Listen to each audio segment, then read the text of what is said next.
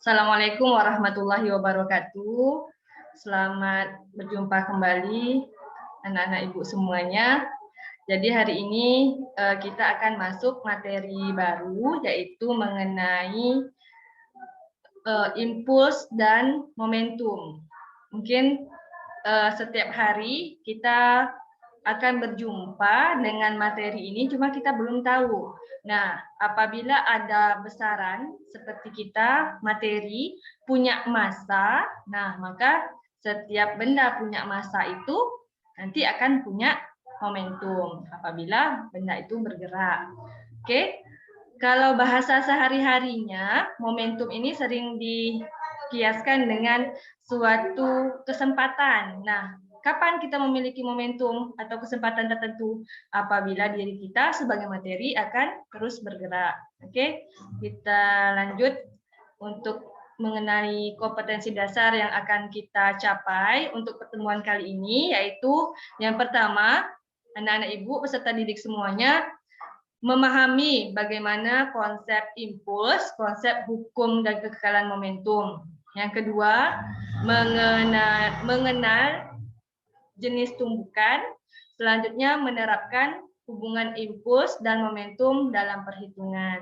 Nah, indikator pembelajaran yang ingin kita capai pada KD ini, yang pertama, siswa serta didik ibu semuanya dapat memahami bagaimana itu momentum, impuls, kemudian hubungan antara keduanya tadi. Berikutnya, hukum kekekalan momentum, jenis-jenis tumbukan, yaitu tumbukan lenting sempurna, tumbukan tak lenting sama sekali, kemudian tumbukan lenting sebagian. Nah, kemudian penerapannya pada peluncuran roket, tembakan meriam, kemudian bagaimana pecahnya benda menjadi dua. Kita masuk pada materi yang pertama, besaran yang pertama yang akan kita pelajari, yaitu tadi Ibu sampaikan mengenai momentum. Maka setiap benda yang memiliki massa dan bergerak, maka dia memiliki kecepatan, maka dia akan memiliki besaran turunan, yaitu besaran momentum. Jadi, momentum itu dapat didefinisikan sebagai hasil kali antara massa dengan kecepatan benda. Disimbolkan dengan huruf P, momentum, diperoleh besarannya, kemudian satuannya yaitu kilogram, diperoleh dari satuan massa, kemudian digabungkan dengan satuan kecepatan, jadi kilogram meter per sekon. Oke, selanjutnya kita lihat contoh soalnya. Yang pertama, tentukan momentum. Maka harus kita tahu momentum ini adalah besaran vektor. Maka dia selain punya nilai momentum tadi, yaitu mengenai nilai massa dan kecepatan, maka dia juga harus punya arah. Nah, maka dia termasuk besaran vektor. Selain memiliki nilai, maka dia juga memiliki arah. Ibu bacakan, yaitu tadi sebuah mobil bermassa 1000 kg bergerak menuju, jadi harus ada menujunya, harus ada arahnya ke utara dengan kecepatan 30 meter per sekon. Yang B, seorang anak bermassa 40 kg berlari menuju ke selatan dengan kecepatan 5 meter per sekon. Seorang yang massanya 50 kg mengendarai sepeda motor dengan massanya 100 kg. Maka juga diketahui kecepatannya ke arah timur. Yang nomor 2, soalnya sebuah benda bermassa, sebuah bus di sini bermassa 200 kg, bergerak dengan kecepatannya 72 km per jam, maka tentukanlah nilai momentumnya. Maka kita lihat penyelesaiannya di sini, semuanya memiliki besaran yang diketahui yang sama, yaitu massa dan kecepatan. Maka diperoleh yang A itu dengan mengalihkan massa dan kecepatannya, diperoleh nilai 30.000 kg meter per sekon. Yang B diperoleh nilainya 200 kg meter per sekon. Yang C dijumlahkan dulu massa orang dan massa motornya, karena yang dihitung adalah massa total, dikalikan dengan kecepatannya. Jangan lupa disertakan arahnya, karena dia termasuk besaran vektor. Yang nomor 2 ada sedikit perbedaan di kecepatannya masih dalam satuan kilometer per jam. Maka di GLB kemarin kita konversi dulu ke dalam meter per sekon, diperoleh 20 meter per sekon. Oke, mudah-mudahan paham ya. Ibu lanjut mengenai besaran yang kedua, yaitu mengenai impuls. Impuls ini dimiliki untuk setiap benda yang mengalami gaya dikalikan dengan selang waktu. Maka ada gaya dikalikan dengan selang waktu menghasilkanlah impuls. Impuls disimbolkan dengan huruf I, satuannya diperoleh dari satuan gaya, Newton, dan selang waktu, yaitu satuannya adalah sekon. Maka satuan impuls adalah Newton kali sekon, Newton sekon. Kemudian impuls dan momentum ini berkaitan. Kapan impuls ini berubah menjadi kapan momentum berubah menjadi impuls? Apabila ada perubahan. Nah, jadi impuls ini harus ada perubahan. Kalau dia diketahui gaya, maka dia harus diketahui perubahan waktu. Tapi kalau diketahui massa, maka dia harus ada perubahan kecepatan. Kalau kita aplikasikan dalam kehidupan sehari-hari kita juga harus memiliki perubahan dulu nih dalam kehidupan kita, tentunya ke arah lebih baik. Baru kita punya momentum atau punya impuls perubahan momentum, perubahan kecepatan yang lebih baik. Oke. Di sini contoh soalnya ada diketahui sebuah benda massanya 1 kg. Dari dalam keadaan diam, maka kecepatannya 0. Kemudian dipukul dengan gaya F, sehingga benda bergerak dengan kecepatan 8 meter per sekon. Maka V1-nya 0, V2-nya nanti 8 meter per sekon. Jika pemukul menyentuh bola, selang waktunya 0,02 sekon, ditanya berapa perubahan momentum benda, kemudian berapa besar gayanya. Maka dari dua besaran yang kita pelajari tadi, kita gunakan untuk menyelesaikan soal. Perubahan momentum, maka harus diketahui dulu tadi ada perubahan kecepatan. Massanya tidak berubah, karena bendanya sama. 1 kg kali 8 kurang 1 kali 0, maka hasilnya 8. Positif. Maka kalau ada nanti hasilnya negatif, maka itu arahnya berlawanan. Kemudian besarnya gaya. Maka ada 8 kg meter per sekon. Maka dibagikan antara momentumnya dengan selang waktu. Maka diperoleh 8 dibagi 0,02 hasilnya 400 Newton. Kita masuk materi berikutnya. Mudah-mudahan materi momentum dan impulsnya sudah dipahami ya dari beberapa contoh yang sudah langsung Ibu berikan tadi.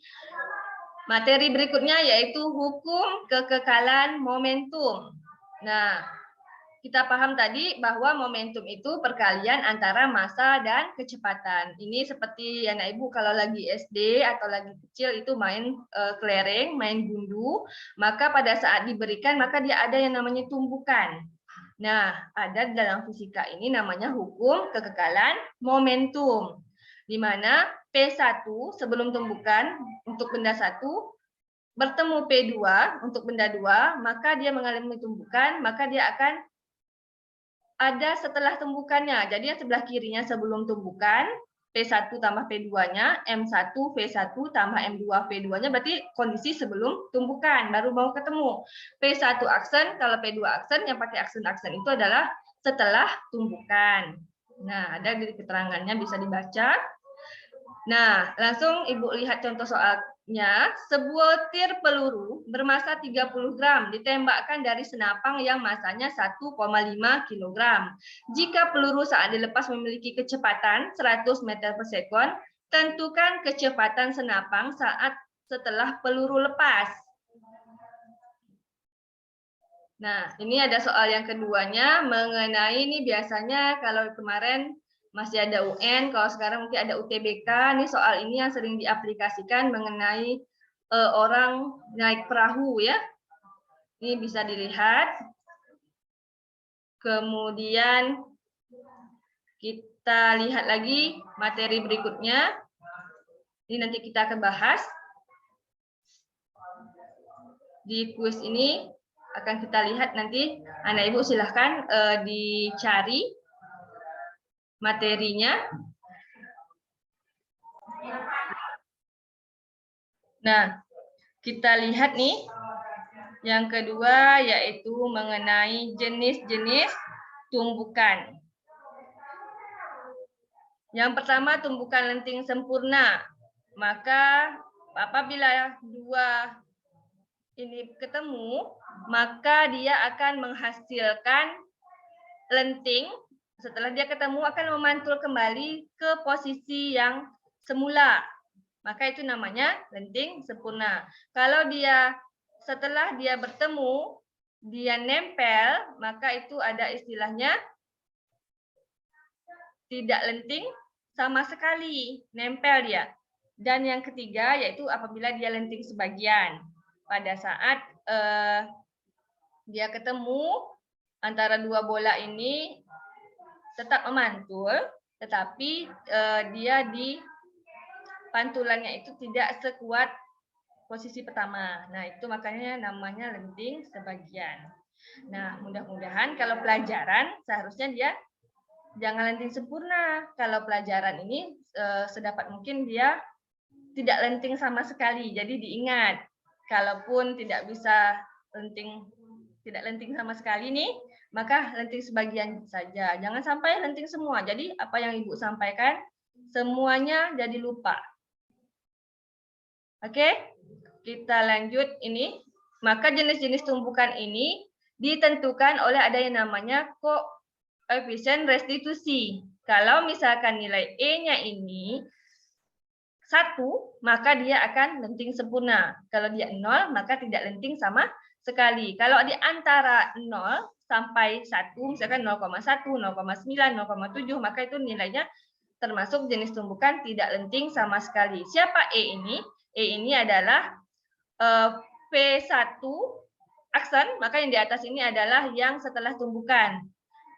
Dibagi dengan kecepatan sebelum tumbukan, pengurangan atau perubahan kecepatan sebelum tumbukan. Kita masuk yang pertama, jenis-jenis tumbukannya yaitu dia tidak tumbukan lenting sempurna. Seperti yang Ibu sampaikan tadi adalah E-nya sama dengan 1. Nah, di mana terjadi hukum kekekalan momentum dan hukum kekekalan energi kinetik. Maka ini berlaku sempurna untuk nilai E-nya adalah 1. Semuanya sama persamaannya, baik itu untuk kekekalan momentum ini tetap berlaku pada lenting sempurna, lenting sebagian, maupun tidak lenting sama sekali. Kita contohkan, kita lihat lagi contohnya supaya lebih paham. Jadi langsung contoh penerapannya kepada di soal untuk yang lenting sempurna.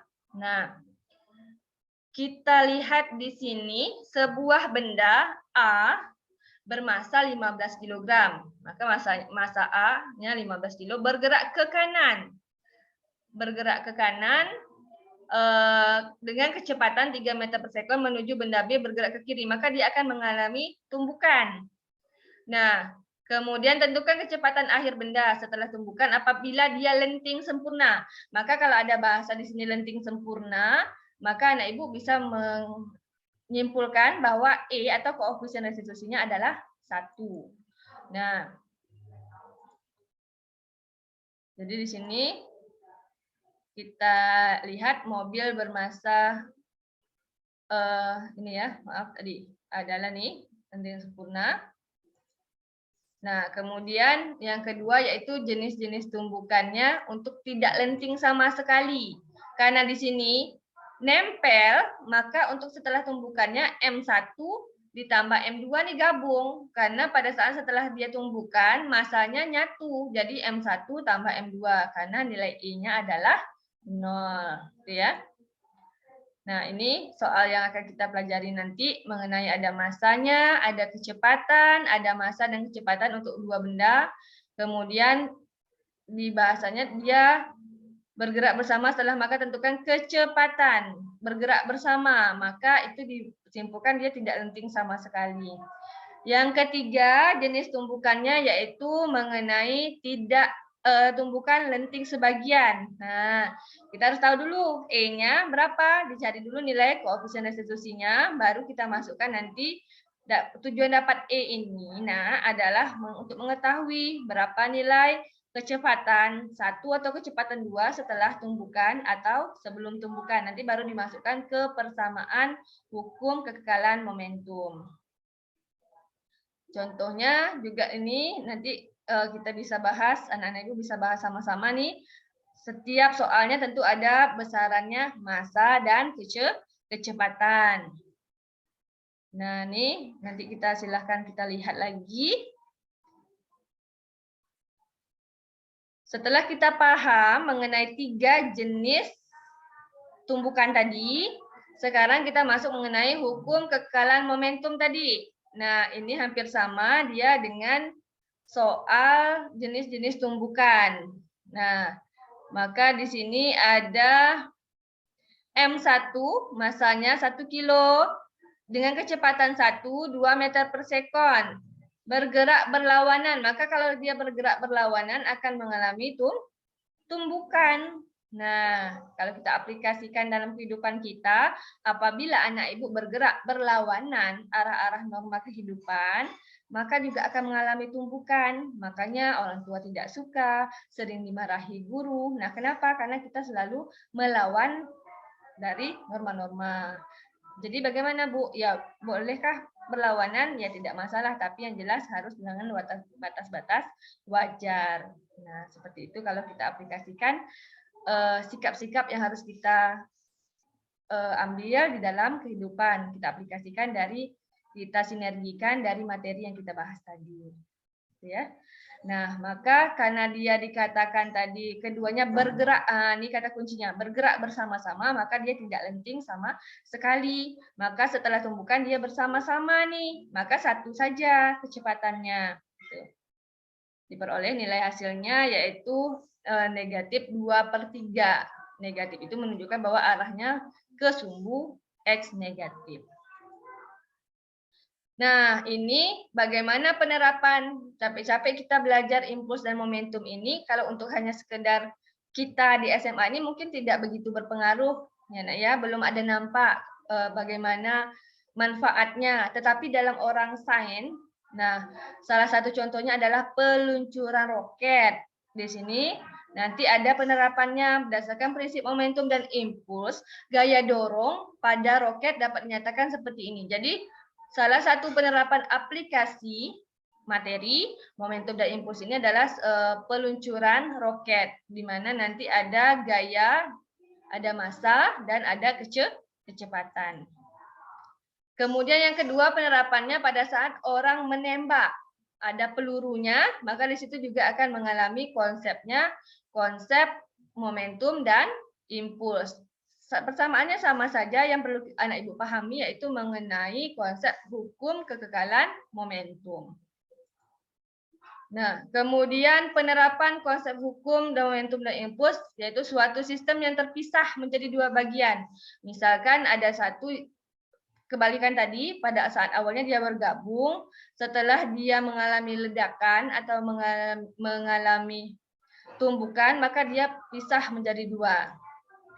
Nah, ini kita lihat contoh-contoh soalnya. Yang pertama itu mengenai peluru. Sebuah senapan menembakkan peluru bersama 50 gram. Massa pelurunya 50 gram. Kemudian dengan kecepatan, karena dia harus cepat, 1000 meter per sekon. Penembak memegang senapan dan memberi gaya sebesar 180 Newton untuk menahan senapan. Berapa banyak peluru yang ditembakkan setiap menit? Nah, itu yang akan kita cari. Yang kedua, granat. Maka yang awalnya 1 terpecah menjadi 2 atau bagian yang lain. Sebuah granat yang diam tiba-tiba meledak dan pecah menjadi 2 bagian yang bergerak dalam arah yang berlawanan. Nah, perbandingan massa kedua bagian yang setelah dia pecah itu 1:2. Jadi tidak sama besar. Jika energi yang dibebaskan adalah 3 × 10⁵ Joule, tentukan perbandingan energi kinetik granat pertama dan kedua. Oke, kita lihat penyelesaian soalnya. Yang pertama tadi mengenai senapan. Massa pelurunya 50 gram, maka dirubah ke dalam kilogram. Delta T-nya 1 menit dirubah ke dalam sekon menjadi 60 sekon. Maka kita gunakan konsep impuls, sebelah kirinya gaya dan waktu, sebelah kanannya perubahan momentum. Maka dikalikan ada jumlah N-nya. Karena 50 ini untuk ada berapa N-nya, maka dapat diperoleh jumlah peluru yang dikeluarkan itu adalah 216 peluru. Nah, dalam 1 menit. Kemudian granat yang pertama kali diam, maka di situ kita menggunakan hukum kekekalan energi kinetik. M1P1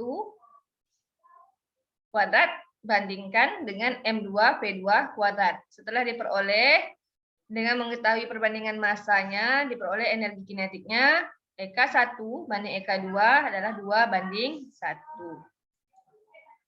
Nah, untuk lebih memahami, nanti di rumah silahkan coba-coba dengan kawannya, boleh berdiskusi mengenai soal penerapan hukum kekekalan momentum ini dalam kehidupan sehari-hari. Baik, terima kasih atas perhatiannya sudah melihat video dari Ibu tutorial mengenai materi hukum kekekalan momentum. Kita simpulkan, yang pertama besaran yang kita pelajari yaitu mengenai momentum. Di situ kita harus paham materinya, besarannya, massa, dan kecepatan. Yang kedua yaitu impuls, dengan besaran wajibnya atau besaran yang harus kita ketahui adalah gaya dan waktu. Impuls itu juga terdiri dari apabila dia mengalami perubahan, maka dia akan perubahan momentum, maka dia akan menjadi impuls. Nah, selanjutnya kita pelajari tadi mengenai hukum kekekalan momentum, di mana momentum sebelum tumbukan akan sama dengan momentum setelah tumbukan. Di dalam sehari-hari, keseharian kita dapat peroleh pelajaran bahwa hidup kita itu harus seimbang. Apa saja itu harus seimbang. Baik itu keperluan sekolah kita, dengan waktu kita main, mungkin juga harus seimbang. Jangan sampai berat sebelah. Dan lebih bagus lagi, bahwa tugas kita sebagai pelajar, maka harus lebihnya itu perhatian kita kepada pelajaran kita, bukan untuk hal-hal yang lain. Nah, kemudian kita pahami mengenai hukum atau jenis-jenis tumbukan tadi. Yang ketiga, hukum di mana ditandai dengan koefisien restitusi. Apabila E-nya 1, maka dia lenting sempurna. Apabila dia E-nya antara 0 dan 1, maka dia lenting sebagian. Apabila E-nya itu adalah 0, maka dia tidak lenting sama sekali. Baik, nanti untuk pertemuan berikutnya kita akan lihat contoh-contoh soal lagi dan bagaimana aplikasi hukum kekekalan momentum dan impuls ini dalam kehidupan sehari-hari. Ibu akhiri pertemuan hari ini, dan jangan lupa nanti soal latihannya tetap dikerjakan dengan ucapan terima kasih. Wassalamualaikum warahmatullahi wabarakatuh dan sampai jumpa.